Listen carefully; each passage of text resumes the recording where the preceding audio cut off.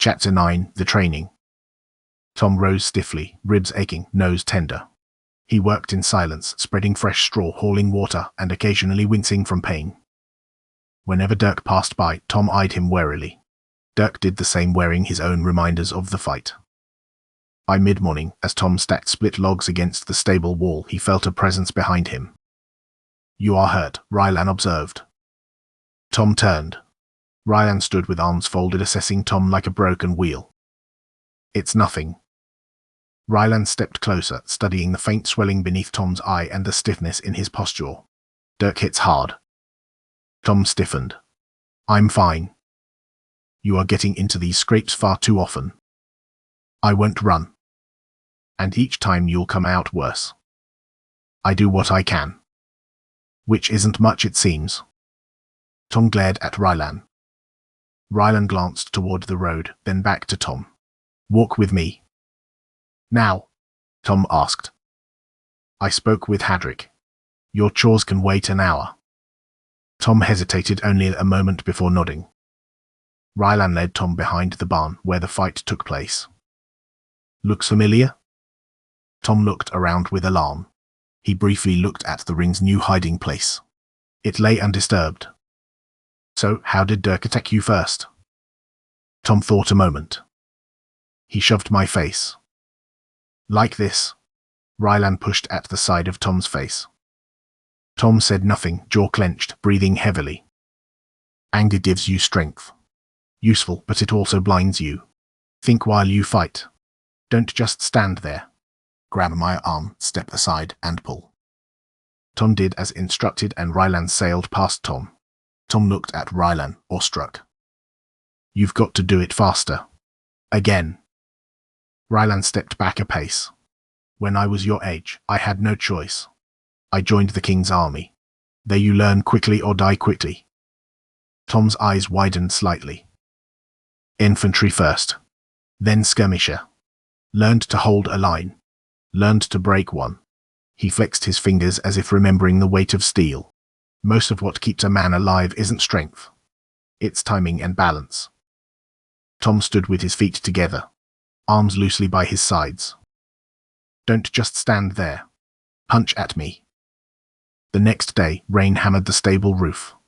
Inside, Tom took a swing and connected with Rylan's shoulder. Rylan stepped back, surprised, colliding with a support column. Rylan brushed off the falling straw. "Also, you have to move with your punches," Rylan demonstrated. "Step forward or to the side." "Do it." Tom followed Rylan's example. Again. This time Rylan deflected the punch, sidestepped, and landed a punch of his own. Tom winced. Horse snorted nervously. "You try." They practiced in silence. "You said you were in the army. What's it like?" "I left my father's field when the levy was called. Local lords had a dispute. Anger grew to war. They gave me a spear, a padded jack that smelled of old sweat, and told me I was now a soldier." Rylan threw a different punch, forcing Tom to adapt. "I did not go straight to battle. They lined us up, showed us how to use the spear and shield." Rylan picked up a long hay rake and tried a few thrusts.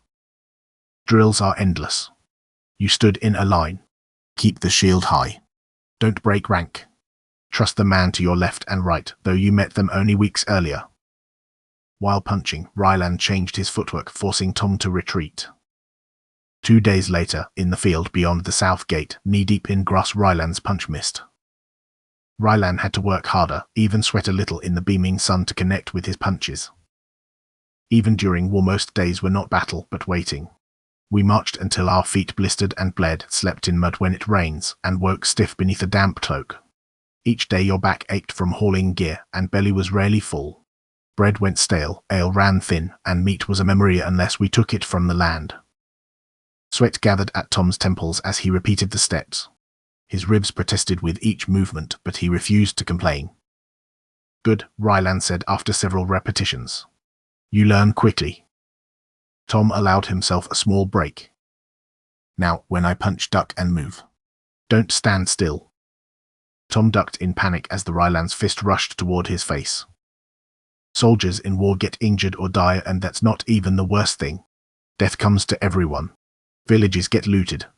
Honest people lose everything.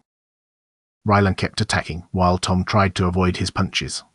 Tom tripped and fell in dirt.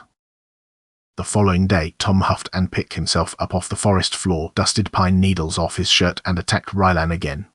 Rylan was blocking without much difficulty. That was better. Rylan threw another hook. When I came back from my first war, Rylan paused. My home was burned and my family was dead. It was the other side, they said, but sides don't matter. Both sides burn, pillage and loot. Rylan's attacks came faster and more varied. Tom stumbled back, barely keeping up, trying to leap over the uneven ground. Tom adjusted his stance and brought his guard up, ready for Rylan's punches. A week in, Tom's ribs had stopped aching.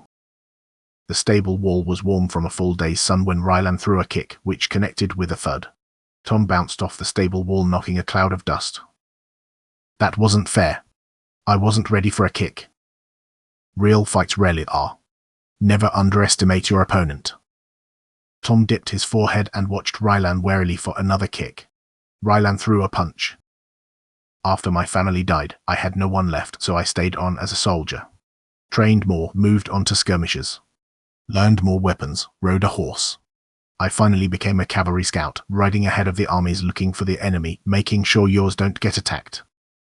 That was better, Rylan said. But you hesitate. Don't hesitate and never let your fear show. Tom looked up. If you hesitate in a real fight, you won't get a second chance. Rylan finally stepped back. Enough. Tom put his hands on his knees. Why are you teaching me? Tom asked between breaths. Rylan studied him for a moment. Because Dirk won't be the last. Tom thought of the noble. Of Pete. There are men in this city, Rylan continued. You've drawn attention. Rylan's gaze lingered. You survived a bandit attack that killed a merchant. You crossed paths with a noble asking questions. You fight like someone guarding more than pride. He straightened, wiped the sweat from his forehead. You'll practice, Rylan said. When I'm not working, Tom promised. Good. Rylan paused before parting ways. And Tom. Yes. If someone corners you, whether it's Dirk or someone else, remember what we worked on.